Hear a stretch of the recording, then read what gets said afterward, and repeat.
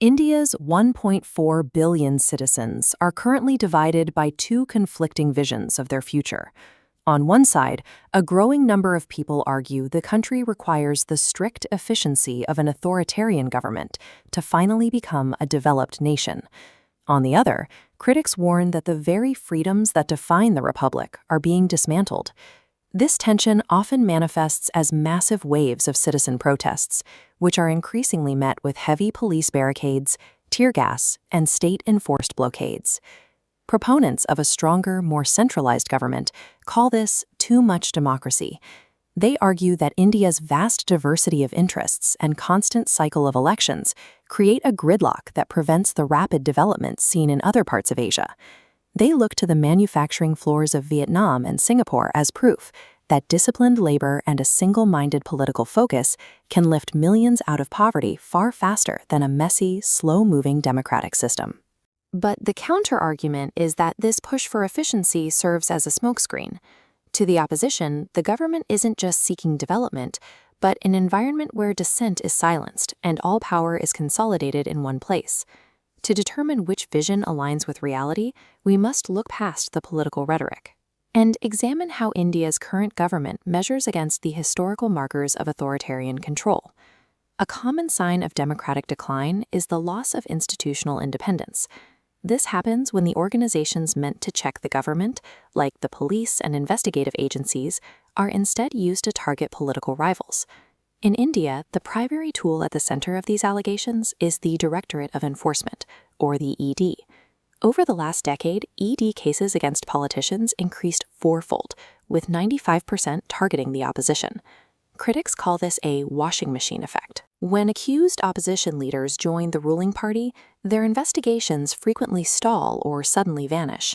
For years, the electoral bond scheme added another layer of opacity, allowing corporations to donate unlimited anonymous funds to political parties, a system that disproportionately favored the government while hiding the sources of its financial power. This institutional shift is mirrored in the mainstream media.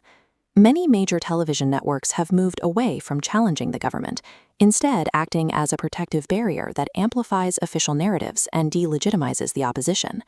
When investigative agencies primarily target rivals and the media stops questioning the state, a country displays the clear symptoms of significant democratic erosion. However, a true dictatorship requires more than just the harassment of rivals. It requires absolute, centralized control over the entire nation and the systemic legal persecution of specific groups. In historical totalitarian states, the opposition is not just investigated, it is physically eliminated. The persecution of minorities is not just a social issue, but a state mandate written into the law and enforced by absolute power. The electoral data in India suggests a different picture of power. Even with its national dominance, the ruling party governs single-handedly in only 6 states. Across the rest of the country, it either loses to regional rivals or is forced into complex, fragile coalitions. Socioeconomic data regarding the country's 200 million Muslims shows a similar complexity.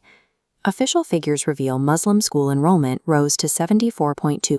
A ruling party that is forced to win state elections, negotiate with coalition partners, and maintain a broad system of inclusive welfare faces a set of political and legal constraints that are typically absent in a totalitarian state.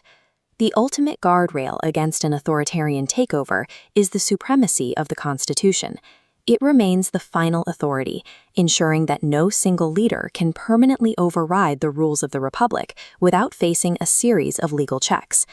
The Supreme Court continues to strike down major government initiatives that it deems unconstitutional.